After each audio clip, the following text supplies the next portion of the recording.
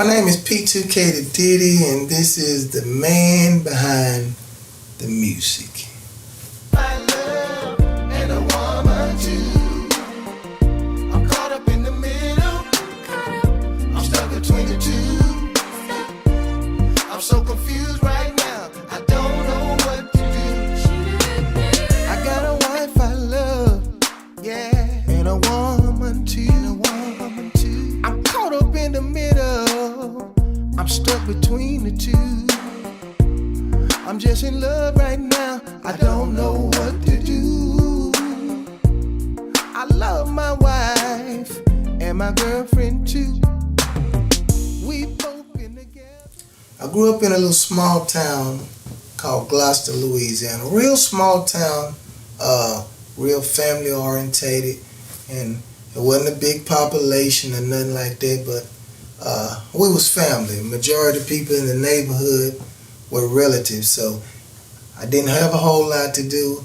I can go outside and play with my cousins, run around the neighborhood, chase chicken, ride horses, or whatever we did, or stay in the house and just listen to music, which was blues and old school, because that's all my mom used to play growing up as a kid. I fell in love with music, honestly, I was 5, maybe 6 years old, because every Saturday morning my mom would be either cleaning up, cooking, listening to Johnny Taylor, Tyrone Davis, Marvin Cease. And as a little boy, man, growing up in the country, like I said, we didn't have much to do.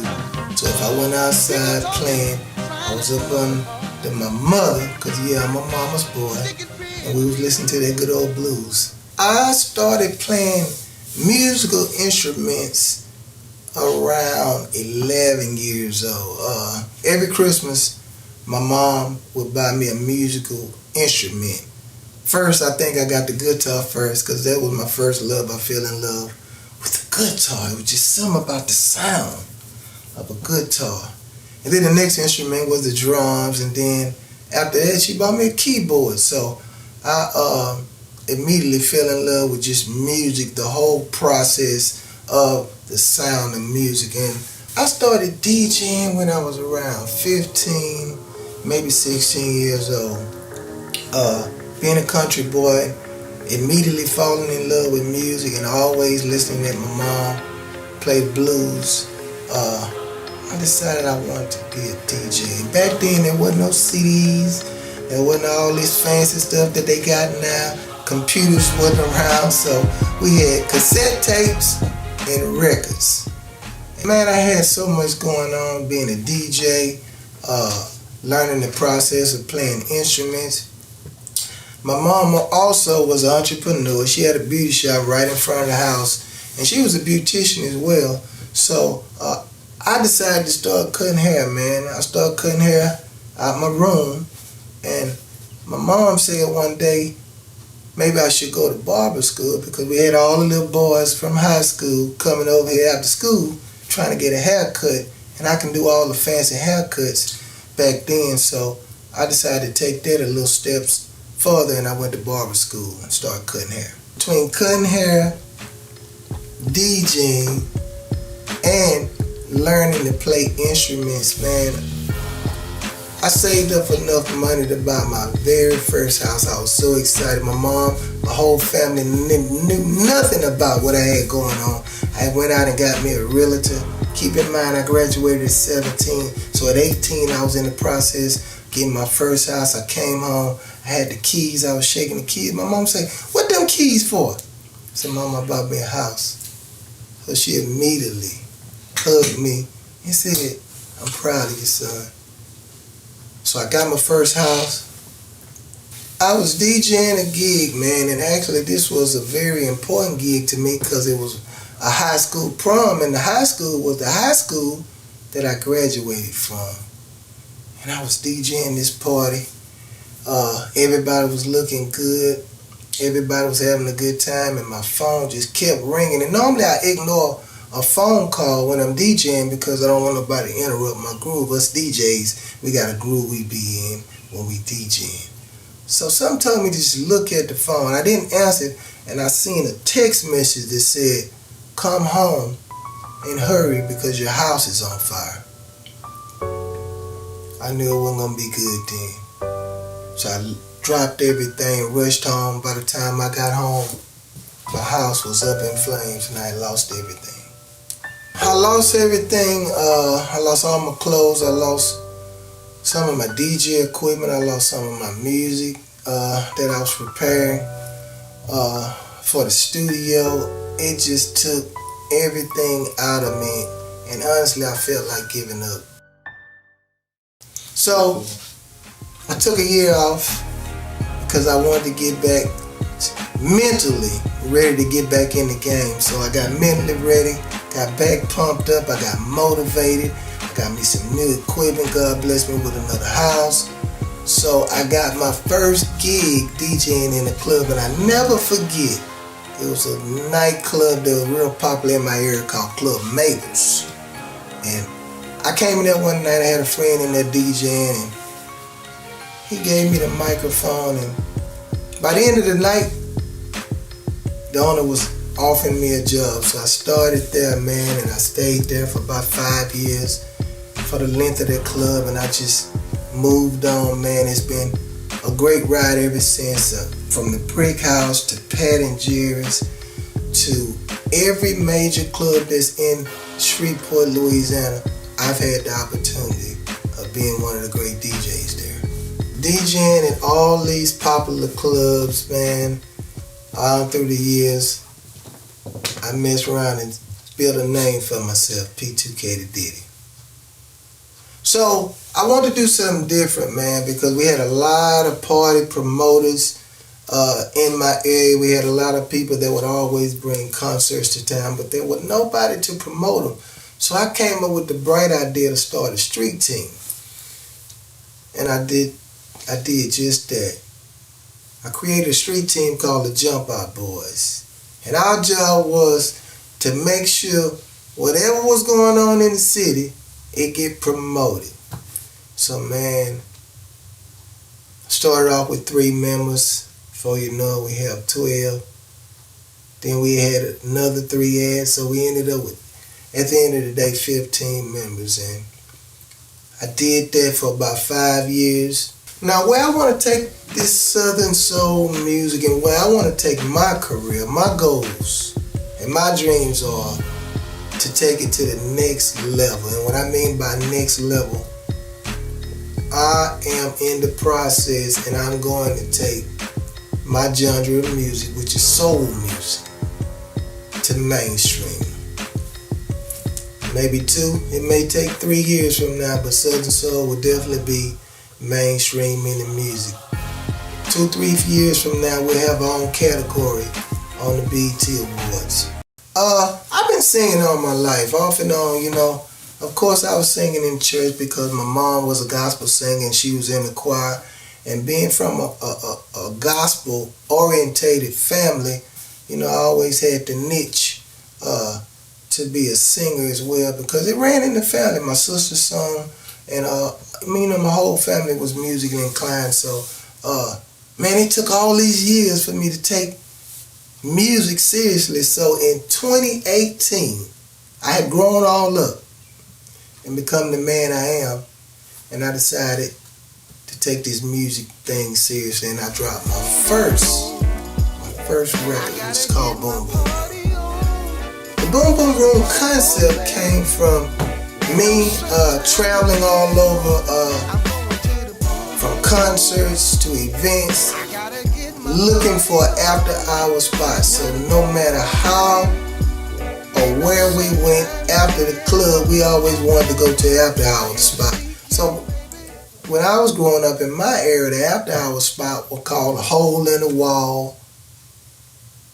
They were small clubs, but they had a lot of people in them. So the concept of the Boom Boom Room came from that.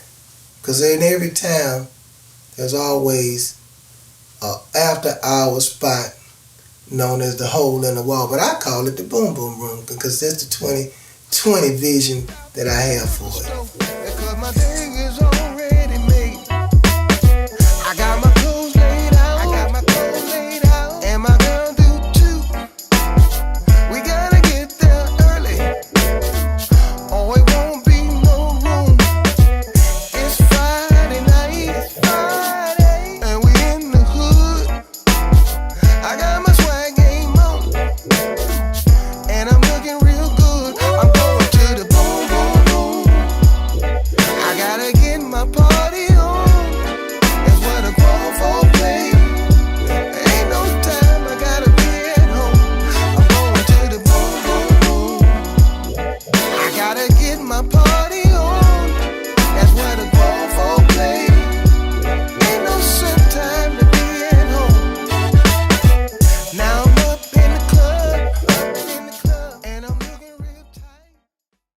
first radio to DJ to play my record was my girl, Ferrari Fox. She always supported me from cutting hair, from DJing, and when I told her I was getting ready to take this music thing seriously and drop my first single, she was the first one to play it.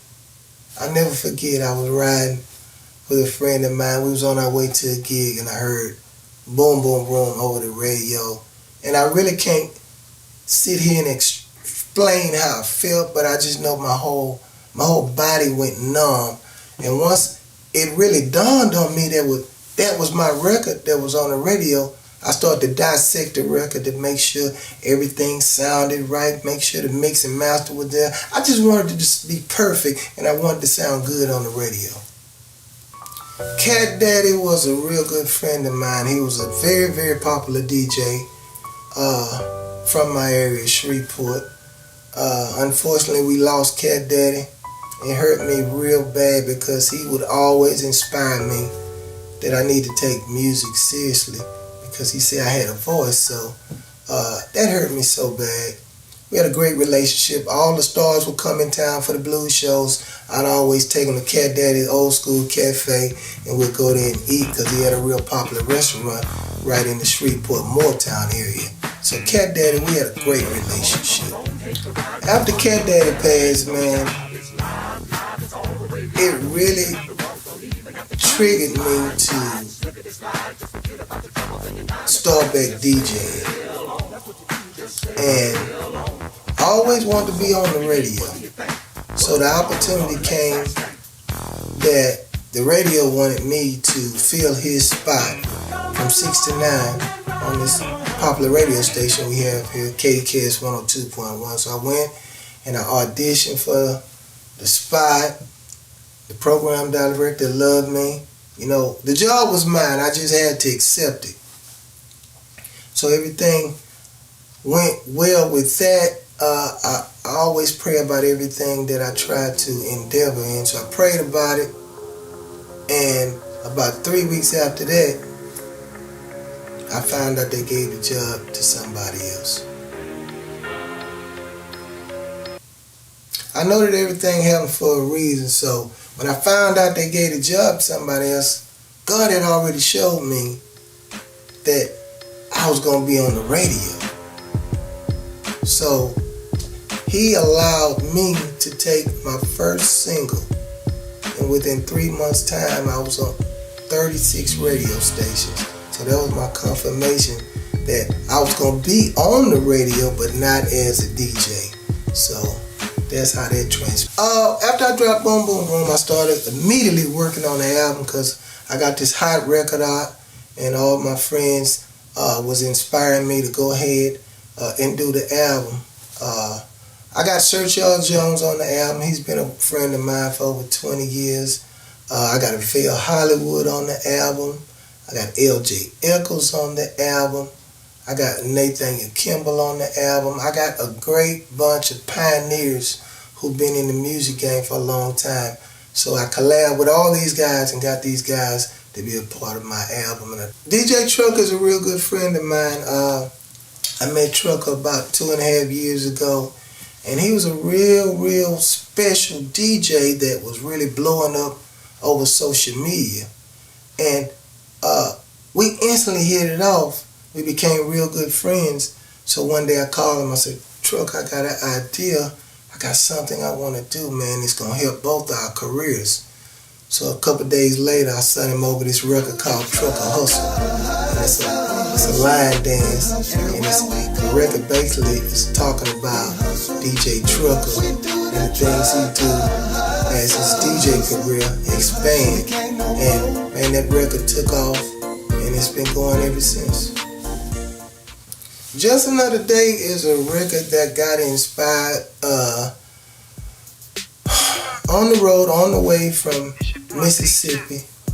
I heard you in town tonight, right? As I travel, I'm always getting all these ideas. The majority of my records come from me being on the road, traveling back home, or going to an event.